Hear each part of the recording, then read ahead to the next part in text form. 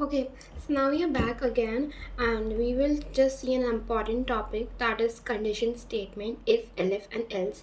So this is a very important concept and you need to pay attention towards it. So let's just see. So I'll be explaining in very detail so that you just understand every gist of it, or you can say every glimpse of it. So let's just see what are these conditions and what are these statements. So if we see we have if, elif. Elif, you can say it is the combination of else and plus if, and then we have else. Okay, else is like, अगर हम हिंदी में बात करें सब चीज़ों के बारे में, तो if मतलब अगर, elif मतलब होता है else if, मतलब if elif else और if का combination बना के elif होता है. So basically I'll just tell you, and else मतलब होता है या मतलब ये सारी condition जब fall होंगी तो अब हमारा else print होगा. So if we just look at something, let me just give an example by explaining this. If we just take see this statement, so let me just explain about if. So if we let's just take an example where we will just check whether that person is greater than 18. Okay, so if that person is greater than 18, that means that person is eligible for for driving and for voting. So we can just print this in program by using a if statement. So अगर ऐसा हुआ तो अगर जो है ना यहाँ पर वो इसी को हम if बोलते हैं. Okay, so let's just see. If I just make a variable, if I create a variable x where I am just putting a value that is 24, which is greater than equal to 18. Okay, so if you see if I write how, like, what is the syntax of it, so let's just go through it. So if we need to write past the if. Okay, so already Visual Studio is suggesting you just enter it, and then you can write what is the condition, that x, the variable, that is should be greater than equal to 18. That means the person A should be more than 18 or equal to 18. Okay, and then you need to put a semicolon. It is very important, because if you don't put, it will show an error. Then in the next line, if you just enter, automatically by default the Visual Studio will put in an indentation of 4 spaces. But if you are running a code in different code editor, they might not provide you that option. So for that, you just need to remember one thing. If you are passing a if conditional statement, or you can say if statement, elif statement, or else statement, then you need to put an indentation. Now what is indentation? Indentation is called a spacing in programming. Okay, so for that, if you're passing an if statement, you need to give 4 spaces. By default in Visual Studio it's there, but still, so you need to pass 1, 2, 3 and 4. Look, automatically I came on the 4th position.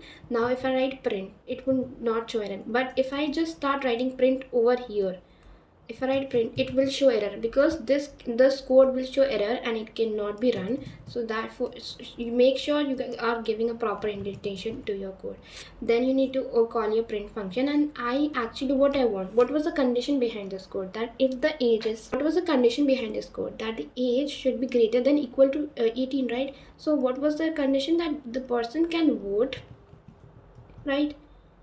Eligible for vote you can write, or you can write can vote. Okay, so I'm writing this. Also, if you want multiple lines to get print, also you can do it. Just enter that and you will call your print function, and it will just come, and you can just write whatever you want, can drive. Okay, so you can actually run this code. If you just run this, you can see यहाँ पर हमारे पास दो चीज़ें आ जाएंगी, that is you can drive, can vote. But if you don't want this, you can just remove this print statement, and then it will just print can vote. Okay, but what if I just put in statement, what if I put a condition? Okay, let me just write one more line again, so that can vote. Okay, can drive. Okay, so just let me tell you one thing about it, that if I just decrease the age, just a second. Okay, if I just decrease the age, if I just did my age as 2, अगर मैं 2 लिखूँ visual studio code में, it will show nothing, it will show blank. So for that also you need to give some statement. So for that we just call our elif func statement, or you can also create a if function, but it's better to call elif, because if the first statement is false, then only we call the second statement, right? That is elif statements, elif. Okay, so for elifs, what you have to do is, if you enter, if you start writing elif from here, if I write elif here, it will show error. Because why it will show error? Because we are on indentation where we can just print those condition which are happening in if statement. That means जो भी मैं यहाँ पर लिखते जाऊँगी, यहाँ पर elif लिखूँगी या फिर कुछ भी यहाँ पर लिखूँगी, वो सारा इफ़ के अंदर आते जाएगा. So for that we need to go back to our original row जहाँ से स्टार्ट हो रहा था.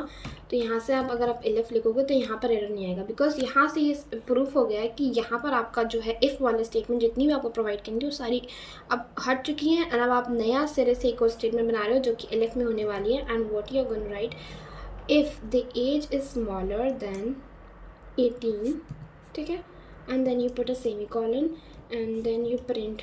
इसमें भी इंडेंटेशन देना इंपॉर्टेंट है, अगर नहीं दोगे तो एरर आएगा. Then can not vote. Okay, can not vote. So if you just write this, let me just put over here. So if you just write this, अब अगर मैं आपको यहाँ पर प्रिंट कराऊंगी तो यहाँ पर कैन नॉट वोट आएगा, बिकॉज यहाँ पर जो कंडीशन थी एक्स इज स्मॉलर देन 18, ठीक है.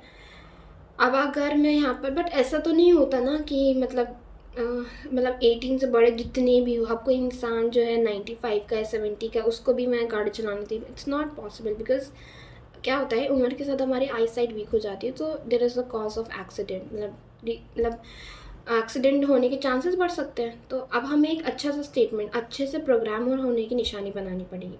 तो वो ये है कि पूरी प्रॉपर कोड लिखें हम कि अगर 18 से बड़ा तो है, चलो ठीक है, कैन वोट कैन ड्राइव, ठीक है. और यहाँ पर भी वही चीज़ लिख लेते हैं कि कैन वोट कैन ड्राइव कर लेते हैं. यहाँ पर भी कैन ड्राइव, ठीक है, कैन नॉट ड्राइव, सॉरी, यहाँ पर ड्राइव नहीं कर सकता अगर वो 18 से छोटा है. तो अब हमें एक और कंडीशन स्टेटमेंट बनानी पड़ेगी, बट हमें ज़रूरी नहीं है. हम यहाँ पर एंड भी कर सकते हैं. यहाँ पर याद है मैंने आपको पढ़ाया था, I taught you logical operators where I told you about and or not. सो यहाँ पर एंड का रोल आपको ऑलरेडी पता है कि एंड जो है वो दोनों स्टेटमेंट ट्रू होंगे तभी वो एग्जीक्यूट करेगा, वो दोनों फॉलो कर एग्जीक्यूट नहीं करेगा. Basically or is just if one statement is true then it will execute, otherwise if at least one statement should be true for or. okay, and not का तो आपको पता ही था कि जो भी आउटपुट है वो रिवर्स करके देता था. तो अगर मैं यहाँ पर condition rather than increasing the code, मैं यहाँ पर एंड ऑपरेशन का यूज़ कर सकती हूँ, राइट, जो मैंने लॉजिकल ऑपरेटर में पढ़ाया था कि अगर मैं चाहती हूँ कि 18 से तो बड़ी हो, बट एक रिस्ट्रिक्शन भी तो होना चाहिए कि लाइक उस मतलब 18 से बड़ा तो कुछ भी हो सकता है, 18 से तो इन्फाइनाइट नंबर्स आ सकते हैं, बट इन्फाइनाइट नंबर्स तो ऑब्वियसली कुछ जीता नहीं है, बट एक एज होती है इंसान की. तो वो एज हम लाइक सपोज कर लेते हैं, हम उस एज को छोटी कर देते हैं. तो इक्वल टू मतलब 18 से बड़ी हो, 18 के बराबर हो तो ठीक है, बट वो जो x है ना वो छोटा भी होना चाहिए. मतलब किससे छोटा करें हम, x should be greater smaller than और इक्वल टू, हम कर देते हैं इसको 60, मतलब 60 से छोटा कर देते हैं. If you want you can create another statement, elif करके एक और स्टेटमेंट बना के ये x is smaller than equal to 60 भी कर सकते हो. मतलब कि आप 18 से लेके 16 तक के जो पर्सन है वो ड्राइव कर सकते हैं, वोट भी कर सकते हैं. बट वोट करने के लिए ज़रूरी थोड़ा ना है, वो वोट वाली लाइन हटा देते हैं, बिकॉज ठीक है. तो वोट वाली लाइन में हटा रही हूँ यहाँ पर, बट मैं यहाँ पर सिर्फ ड्राइविंग की बात कर रही हूँ, ठीक है. तो मैंने वोट वाली बात हटा ली. तो यहाँ पर x इस, ठीक है, आप ये अब मैं रन करती हूँ. तो अगर मैं अब यहाँ पर अगर मैं 61 देती हूँ तो यहाँ पर आएगा, यहाँ पर कुछ भी नहीं आया, बिकॉज अब यहाँ पर मुझे एक और स्टेटमेंट बनानी पड़ेगी जिसमें हम एल्स का यूज़ कर सकते हैं. बिकॉज देखो क्या हुआ, सबसे पहले स्टेटमेंट में ये लिख दिया कि हमने 18 से लेकर 60 तक के लोग ड्राइव कर सकते हैं. उसके बाद हमने बात करी कि 18 से छोटे जो लोग हैं वो ड्राइव नहीं कर सकते. उसके बाकी जो बचे वो लोग का क्या, उसके तो हमने कोई स्टेटमेंट पास नहीं करी. तो उसके लिए हम एल्स लिख सकते हैं, बिकॉज एल्स मतलब ये है कि जितने भी केसेस बनते हैं, जितने भी इन्फाइनाइट वटेवर, वो हम इसके अंदर प्रिंट करा देंगे. Can not vote, same as it is, right, simple है ना. तो can not vote, but just remember कि मतलब कैन नॉट ड्राइव, सॉरी, कि मतलब सिंटैक्स इंपॉर्टेंट है यहाँ पर. तो अब अगर मैं यहाँ पर 61 डाल रही हूँ तो ये it will print can not drive, because ये मेरे कंडीशन से छोटा है. बट अगर मैं 60 डालती हूँ तो यू कैन ड्राइव, ठीक है. 60 वाले जो एज वाले हैं वो ड्राइव कर सकते हैं. बट अगर मैं यहाँ पर 2 डालूँगी, 4 डालूँगी तो वो वाले बच्चे, मतलब यहाँ पर तो 63 डल गया, सॉरी, यहाँ पर 3 डालूँगी तो यहाँ पर जो है वो वाला पर्सन, ये मतलब बच्चा ड्राइव नहीं कर सकता, ठीक है. तो अब जैसे मैंने और भी अब इसके ऊपर हम क्वेश्चंस करने वाले हैं, जैसे कि मैंने आपको बताया था. ओके, मैंने आपको बताया था लास्ट वीडियो में, मैंने जब आपको कुछ क्वेश्चंस प्रैक्टिस करा रही थी, ठीक है, इनपुट लेने के उस पर, तो मैंने ऑड और इवन का किया था, राइट. तो उस टाइम मैंने कंडीशन स्टेटमेंट यूज़ की थी, बट उस टाइम कुछ समझ में नहीं आया. Now you have understand the concept of condition statement. So let's just write that program again. So it is gonna be practice question. तो जिसमें हम प्रिंट कराने वाले हैं कि क्या वो नंबर ऑड है या फिर इवन है. ठीक है, तो लेट्स जस्ट सी. तो हम यहाँ पर कंडीशन स्टेटमेंट का यूज़ करेंगे. तो सबसे पहले हम एक इनपुट लेने वाले हैं, एक इंटीजर एक इनपुट लेने वाले हैं, मतलब एक इंटीजर वैल्यू में इनपुट लेना चाहती हूँ. मैं वेरिएबल का नाम थोड़ा चेंज कर देती हूँ बिकॉज इंट हो रहा है वो. ठीक है, तो आई, ठीक है, आई है मेरा वेरिएबल. मैं इसमें इनपुट लेना चाहती हूँ. ओके, सो यहाँ पर आप देख सकते हो इनपुट लेना तो अब सबको आता है कि एंटर अ नंबर. ठीक है,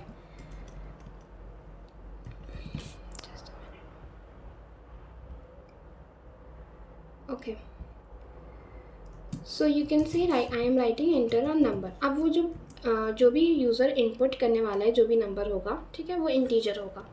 तो now let's just write, we are writing a program to check whether it the number is odd or even. मैंने ऑलरेडी कंडीशन बताई थी जो मॉड्यूलो मैंने एक्सप्लेन किया था कि वो रिमाइंडर देता है. तो अगर कोई number is, if a number is odd or even, you just need to check if that number is divisible by 2.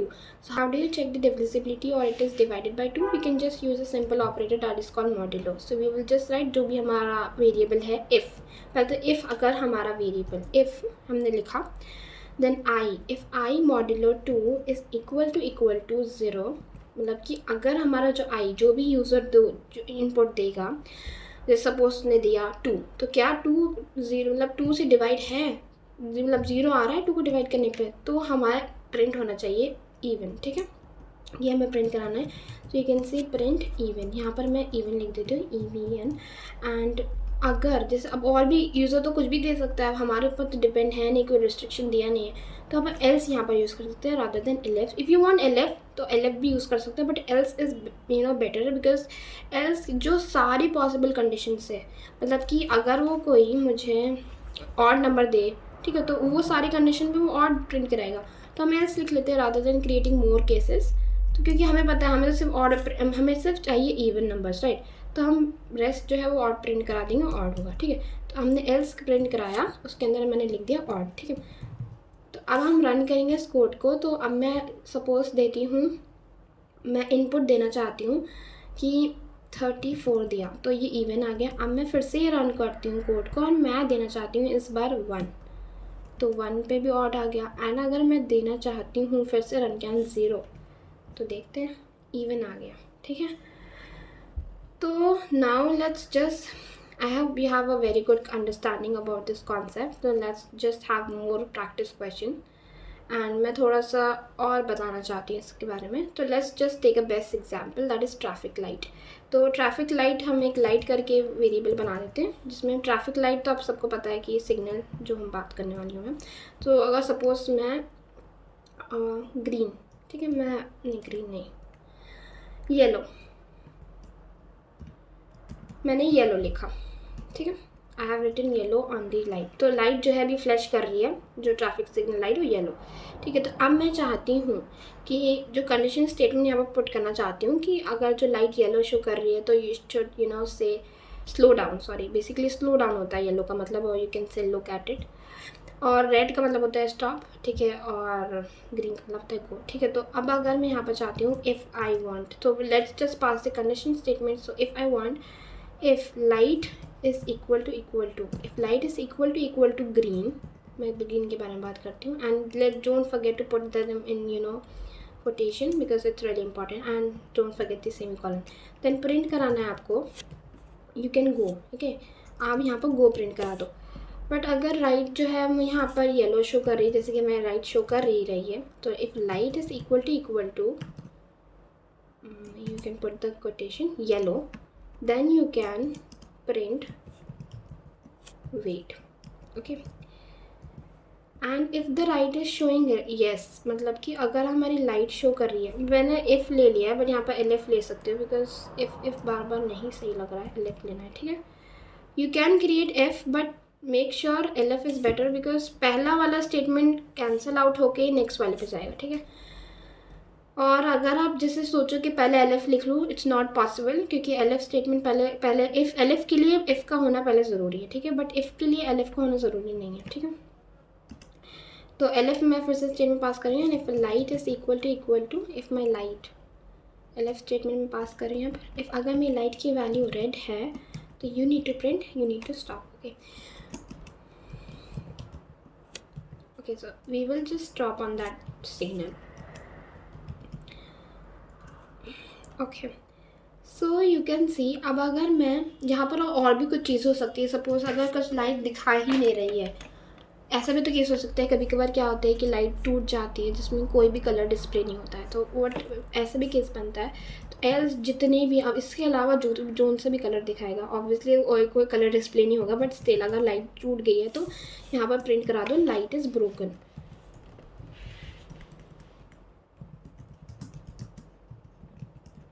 ठीक है, तो लाइट इज़ ब्रोकन प्रिंट हो गया आ जाएगा. तो अभी यहाँ पर क्या आएगा, पहला वाला जैसे कोड क्या करेगा यहाँ पर, कंपाइलर कैसे मतलब यहाँ पर आउटपुट लगाएगा वो समझ लेते हैं.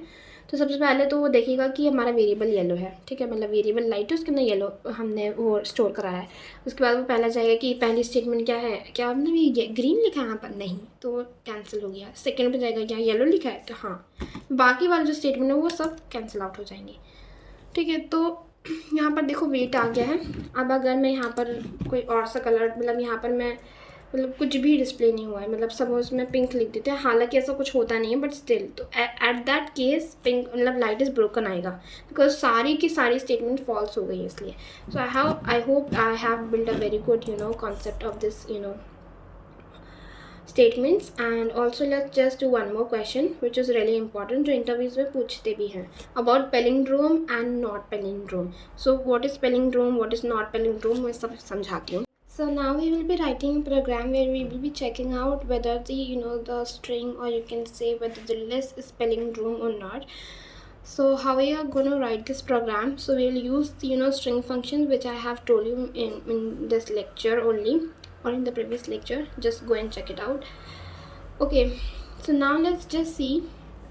Let me just take a variable x and I'm going to store a list in it. पहली बात तो पैलिंड्रोम क्या होता है ये तो बता दूं मैं आपको. तो पैलिंड्रोम और नॉट पैलिंड्रोम, मतलब पैलिंड्रोम है या नहीं है ये बताना है. तो सबसे पहले पैलिंड्रोम का मतलब होता है कि सपोज अगर मैं आपको एक लेटर बोलूँ, मतलब एक वर्ड बोलूँ मैम, MAAM, ठीक है, तो अगर मैं इसको उल्टे उससे पढ़ूँ तो भी ये मैम ही होगा, राइट. अगर मैं बोलूँ, एक और वर्ड बताती हूँ, जैसे कि रेस कार को अगर मैं उल्टा पढ़ूँगा तो भी रेस कार ही बनता है. मतलब ऐसे वर्ड जिनको रिवर्स करने पे भी वही मतलब पढ़ते हैं, उनको बोलते हैं पैलिंड्रोम. और अगर नहीं है तो वो नहीं है. तो ठीक है, तो अगर जैसे मैं लिखूँ 1 2 3 और अगर इसको मैं पढ़ूँ 3 2 1, तो ये पैलिंड्रोम नहीं हुआ, बिकॉज रिवर्स करने पे 1 2 3 नहीं आया. बट तो आई होप आपको पैलिंड्रोम समझ में आएगा कि रेस कार और मैम से समझ में आ गया होगा. Now let's just test it कि ये कोड पे कैसे रन करता है. तो सपोज मैंने एक मैम करके मैं लिस्ट ही बना रही हूँ. ठीक है, लिस्ट नहीं बनाते हैं, काम करते हैं वेरिएबल बनाते हैं. ठीक है, सॉरी वेरिएबल बनाया उसके अंदर मैं नहीं ओके. तो यहाँ पर मैं एक लिस्ट क्रिएट कर रही हूँ. ठीक है, तो जिसके अंदर मैं एक एक लेटर स्टोर कराना चाहती हूँ कि MAA. ये हमें पता है ये पैलिंड्रोम है, क्योंकि अगर इसको हम उल्टा भी पढ़ते हैं तो यही मतलब मैम ही निकल के आता है.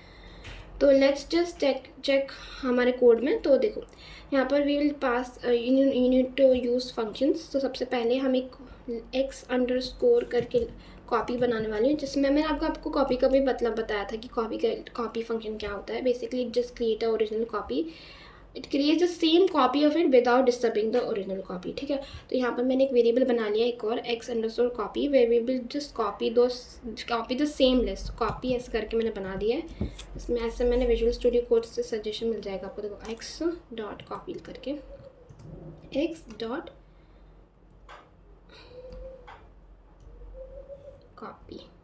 ठीक है, एंड यू कैन सी यहाँ पर मैंने कॉपी कर लिया. अब x_copy को मैं रिवर्स करूँ, मतलब मैं एक कॉन्सेप्ट बता दूँ कैसे हमें पता चलेगा कि पैलिंड्रोम है कि नहीं प्रोग्राम में. देखो सबसे पहले हम क्या करेंगे, कॉपी क्रिएट करेंगे. ठीक है, मतलब कि जो मेरा वेरिएबल x जिसके अंदर मैंने मैम स्टोर कराया लिस्ट के अंदर, उसका मैं एक कॉपी क्रिएट किया. उसके बाद अगर मैं इसको रिवर्स करूँ, मतलब कि उल्टा अगर पढ़ूँ उस कॉपी को, तो अगर वो लिस्ट की मतलब वो जो हमारी लिस्ट है एक्चुअली MAAM लिखा है, क्या वो बराबर हो गई तो पैलिंड्रोम होगा. और अगर नहीं है, एल्स वाला स्टेटमेंट यूज़ करके हम नॉट पैलिंड्रोम लिख देंगे. आई होप इट्स क्लियरली एम है। तो अगर मैं इसको रिवर्स कर रही हूँ ना, तो यहाँ पर भी हमें कॉपी बना के रिवर्स करना है। अगर आप ओरिजिनल स्ट्रिंग को ही रिवर्स करोगे तो ऑब्वियसली फिर फाइनल स्ट्रिंग में कैसे होगा, तो इसलिए हमें यहाँ पर कॉपी फंक्शन यूज़ करना पड़ रहा है ताकि हमें डिफरेंस पता चले। ठीक है, तो यहाँ पर मैंने कॉपी कर लिया, अब मैं इसको रिवर्स करने वाली। तो मैंने आपको बताया था रिवर्स मतलब रिवर्स तो समझ में आ रहा है, इसका मतलब होता ही यही है कि चीज़ों को पलट देना, मतलब कि अब यहाँ पर MAAM ही मतलब उल्टा ही हो गया है। ठीक है, अब यहाँ से जो शुरुआत से एम था वो अब वहाँ पीछे से पढ़ेंगे। ठीक है, अब यहाँ पर मैं कंडीशन स्टेटमेंट यूज़ करूँगी। इफ़ एक्स, मेरा जो एक्स एक्चुअल में जो मेरा ओरिजिनल वेरिएबल है, अगर वो एक्स अंडरस्कोर कॉपी के इक्वल हुआ, लेट मी टेल यू, मैंने कॉपी वाला स्ट्रिंग बनाया, उसके अंदर मैंने उसको रिवर्स कर दिया है। ठीक है, मैंने अलग से कोई रिवर्स के लिए वेरिएबल नहीं बनाया, late me just make it clear. तो अगर ये इक्वल टू इसके हुआ और मैंने लाइक सेमीकोलन लगा के प्रिंट करा दिया, दैट इज पैलिंड्रोम। ठीक है, तो पैलिंड्रोम, तो ये पैलिंड्रोम है। और अब इसके अलावा जो भी केसेस बन रहे हैं, इसके अलावा जो भी केस हो रहा है या फिर वो रिवर्स करके नहीं आ रहा है, तो उसके लिए हम अलग से नहीं बनाना है, एलिफ करके एल्स करके बना सकते हैं, तो नॉट पैलिंड्रोम। ठीक है, तो ये पैलिंड्रोम नहीं है। ठीक, अभी ऑब्वियसली इसका आंसर तो पैलिंड्रोम आएगा। You can just run the function, look the answer is just palindrome. आज मैं थोड़े से और क्वेश्चंस कराना चाहती हूँ, जैसे कि अभी हमने बहुत सारे फंक्शंस पढ़े थे, तो जो थोड़े बहुत रह गए हैं वो उनको भी मैं कवर कर लूँगी इस लेक्चर में। ठीक है, तो लेट्स जस्ट सी, अगर मैं यहाँ पर चाहती हूँ, मैंने एक स्ट्रिंग बनाई है एक्स इज इक्वल टू, ठीक है, मैंने एक स्ट्रिंग बना, मैं एक लिस्ट बना रही हूँ, सॉरी यहाँ पर मैं क्या कर रही हूँ, मैं ग्रेड्स लिख रही हूँ। ठीक है, ग्रेड्स करके लिख रही हूँ एंड वो लिस्ट है, तो मैंने इसके अंदर लाइक ए करा दिया। ठीक है, बी स्टोर करा दिया, किसी का बी ग्रेड आया है, किसी का डी आया है और किसी का सी आया है, फिर मतलब जो भी ग्रेड आया है। ठीक है, मैं बस रिपीट भी करूँ क्योंकि कभी कभी मतलब ग्रेड्स ऑब्वियसली रिपीट कर सकते हैं, बी फिर। ठीक है, तो अब यहाँ पर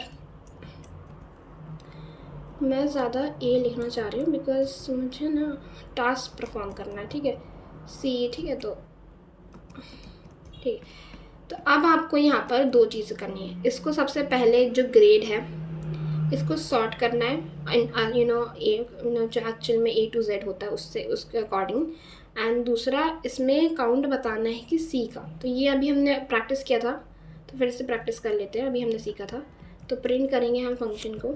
ठीक है, फंक्शन को कॉल किया हमने, इसके अंदर ग्रेड पास किया, हम जब हमारा ग्रेड जो लिस्ट है उसके अंदर हमने सॉर्ट करना चाहते हैं। हम सॉर्ट वाले जो इसमें, जैसे मैंने सॉर्टिंग नहीं बताया था, सॉर्ट मतलब जैसे होता है कि ये एक्चुअल में सॉर्ट कर देगा। तो अगर आप देखो तो अभी जैसे ऑर्डर में नहीं है तो अभी ऑर्डर में आ जाएगा, अगर आप देख सकते हो आ गया।